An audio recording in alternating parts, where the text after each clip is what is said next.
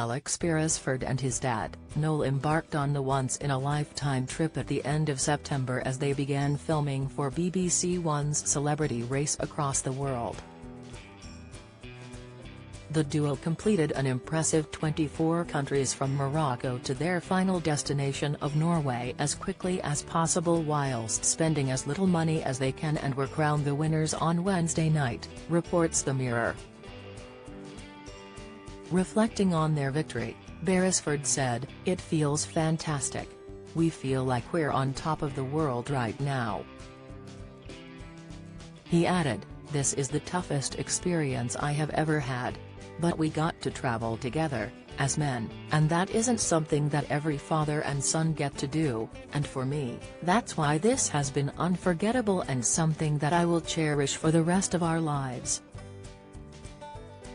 Meanwhile, his father Noel described the experience as something else, adding, "Alex kept saying to me, 'Come on Dad, come on Dad,' and I said, 'I'm right behind you.' He just kept pulling me along, and it's all worth it now."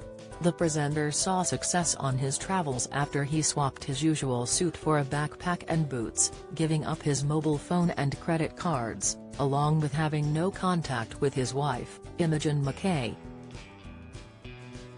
Prior to their big win, the 42-year-old spoke out about his decision to take his dad along for the ride instead of Imogen and explained that he thought it was an opportunity to spend more time together. Speaking to Radio Times, he said, "You don't get to spend this sort of time with your parents as an adult." Imogen was upset, as she loves traveling and she's a fan of the show. "But, as much as I love her and spending time with her, I'm not sure this was the honeymoon she'd want. With hindsight, I think I made the right decision." Alex and Imogen first began dating in August 2020 after a mutual friend set them up on a blind date. They were engaged 2 years later as Alex popped the question on a beach in Daya, Majorca. In September 2022, they traveled back to Majorca to get married on a romantic clifftop temple at the stunning Sun Marg estate. Despite planning their wedding 9 months in advance, the couple had not fathomed that their nuptials to fall on the same day as the state funeral for the late Queen Elizabeth, on September 19. Alex paid a touching tribute to the monarch the morning of his wedding before kickstarting the celebrations.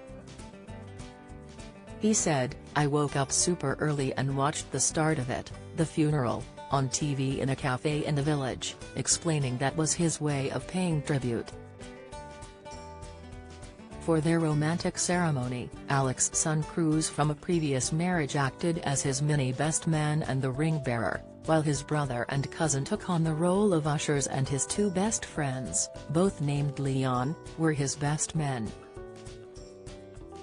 Commenting on his wedding day, the broadcaster revealed that he couldn't contain himself when he saw Imogen walking down the aisle.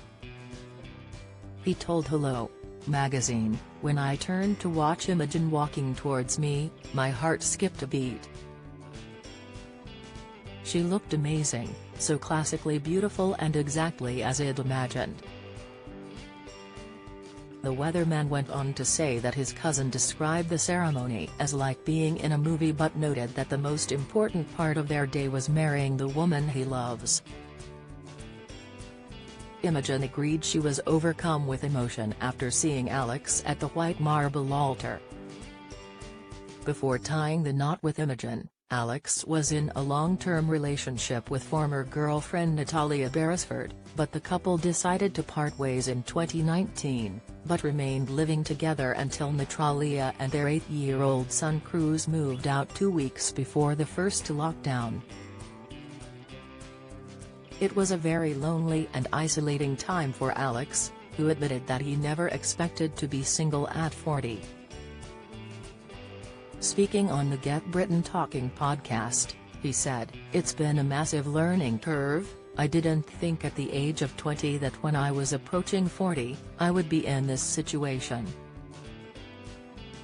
The age of 40, you'll be married, you'll be a grown-up, you'll have a kid or two, your life is going to be set. I'm not old, I don't feel old, it's a bit daunting.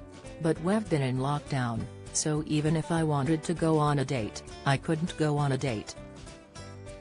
I don't want to grow old on my own, life is for sharing and it'd be great to meet someone in the future, but they have to be right for me, right for Cruz.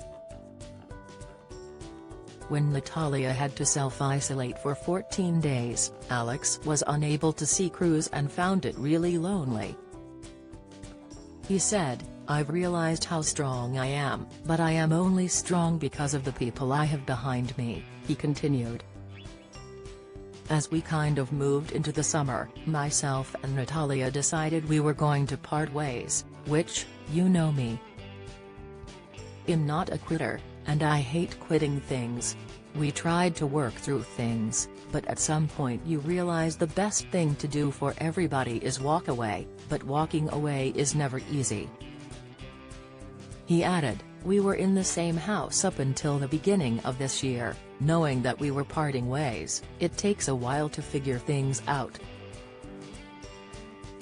One thing I didn't want to do is rush things. By being in that house, knowing we weren't together, we started to get on better, it removed a lot of the stress and expectation that a relationship can bring. It was so much to manage, we are only human and have feelings and emotions. The important thing is to open up and talk to someone about what you're going through." Join the Daily Records WhatsApp community here and get the latest news sent straight to your messages.